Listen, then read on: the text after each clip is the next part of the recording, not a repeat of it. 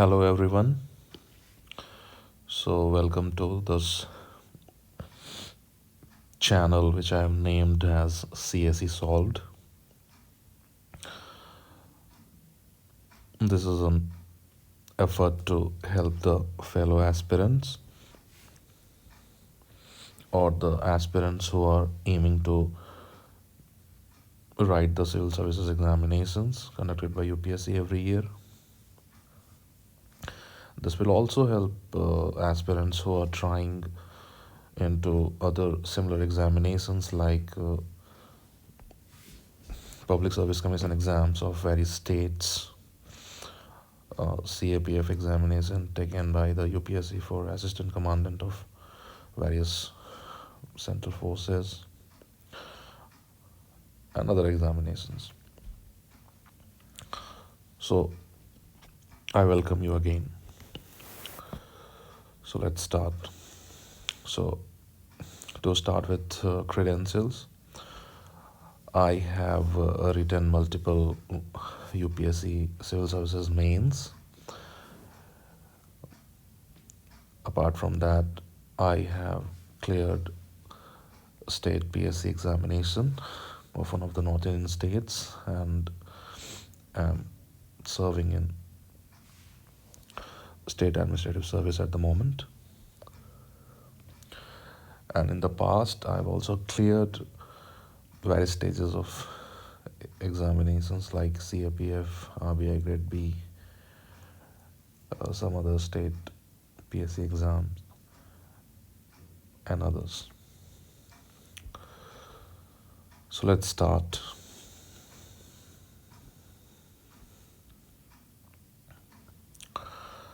So we shall start with an overview of the process and the examination which we are aiming for. So this is colloquially called UPSC exam, but it is UPSC Civil Services examinations through which officers are selected for various services, the most famous of which are the Indian Administrative Services, Indian Police Services, Indian Foreign Service, Revenue Service, and many other services. So, UPSC is, as we all know, is a long drawn out examination that takes an year to complete. So that's why it is often called that UPSC examination is not a battle. It's not a single day battle like many other important examinations in our country, like IIT JEE or NEET or even board examinations, which finish within 1 or 2 weeks.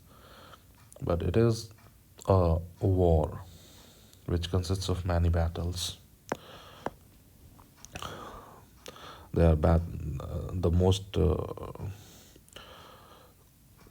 commonly known battles which we can attribute in this examination, of course, are the three processes, the three steps, that is prelims, mains, and interview. But even before that, and in middle of all these examinations, there are many days to leave and study and excel individually on that very day. That's why it's a battle of many days which culminate in the step of interviews and the result day on which the fates are decided, as if which service one gets or not at all. So UPSC is a war of many battles, and we have to take it in that manner. There will be battles which will be lost. There will be battles which will be won, and the outcome will depend on how many battles we won than we lost. That's all. It decides the final outcome. So in this war, who is a good warrior? According to me, to fight the battle of UPSC virtuously, unsuccessfully, the first step is to be prepared in the best possible manner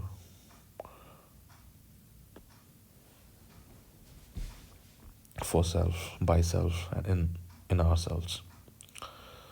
And when we are prepared in self, we become a good warrior. But being good is not enough in this examination. In order to win the battle, not only the battle but the whole war, and to attain glory, we not only have to be prepared in the best possible manner, but we also have to be prepared for the battlefield. That is, one is in ourselves, that is inside, and that is the outside, the examination itself, that I'm referring to as the battlefield. So, firstly, we will focus on how to be prepared in the best possible manner within ourselves. So, yeah. So, first point I'd like to mention is 80% of the competition ends here. Means 80% of all the aspirants, more or less, they fail in this examination year after year just because they are not prepared in a good way to handle this war. How's that so? So I have pinpointed like 6 points here, but it can be few more as well. So people lose out on mental fitness because it's a long drawn process. People lose out on physical fitness. On the day one of your preparation, you are like 60 kgs, and by the second year or third year, you're like 80, 85, 90 kgs, and that just ruins everything. Then you have to maintain emotional quotient or the balance of your countenance, of your outlook, and everything, how you react, how you perceive things, how you do things. So emotional balance is very, very important. That is decided by your emotional quotient, the EQ. And for this examination, I would say your EQ is more important than your intelligent quotient, that is the IQ. Then the fourth pillar is sleep routine. It has to be irregular, full, and fulfilling. Regular is very, very important because many students face this problem of not having a fixed sleep schedule. They sleep quite late in the times when there is no examination in near sight, and when the exam is near, they just try their best to change the sleep cycle, और फिर उन्हें बहुत मुश्किल होती है ऐसा करने में. They just fail, and many a time I have seen like students, they're not able to give their best on the exam day, be it prelims or even the mains, क्योंकि उनको आदत है 2 बजे 3 बजे 4 बजे रात को सोने की, और फिर वो सो उठ नहीं पा रहे हैं, और फिर आधे दिन वो पेपर्स देने जा रहे हैं, and they are feeling the heat on the D day, on the examination day, and that of course translates into poor marks, and they ultimately fail the paper. Next is food habits. It can be clubbed with this thing, physical fitness aspect. You become what you eat is a well-known paradigm from the ancient days. So if you put in lots of junk food or sweets or oily things or any of those things will translate into your physical being. You will become more sluggish, you will become lazy, and everything. You will gain weight and stuff like that. So yeah, food habits, they have to be very proper and very measured while you are in the student days. And last but not the least are the hobbies. You need to have some hobbies because preparing for this examination is a very challenging task, and most of the times aspirants don't find out time to do anything else apart from studies, and that is not a good thing. You need to have some hobby, even one or two, which just helps you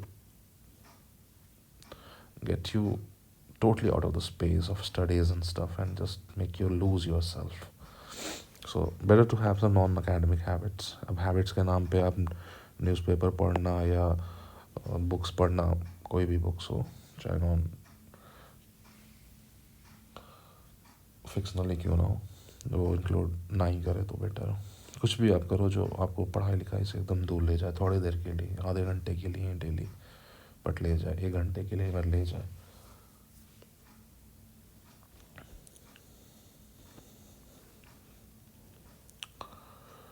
so this were the 6 pillars जहाँ बच्चे खुद के कारण हार जाते हैं साल दर साल. बहुत सारे बच्चे, कुछ फिजिकली फिट नहीं हैं, कुछ मेंटली फिट नहीं हैं, इमोशनल कोजेंट पे लोग हार जा रहे हैं, स्लीप की नींद का अच्छा नहीं है, या फिर बहुत मेहनत करने के बाद भी अपने स्लीप रूटीन को मेंटेन नहीं कर पा रहे हैं.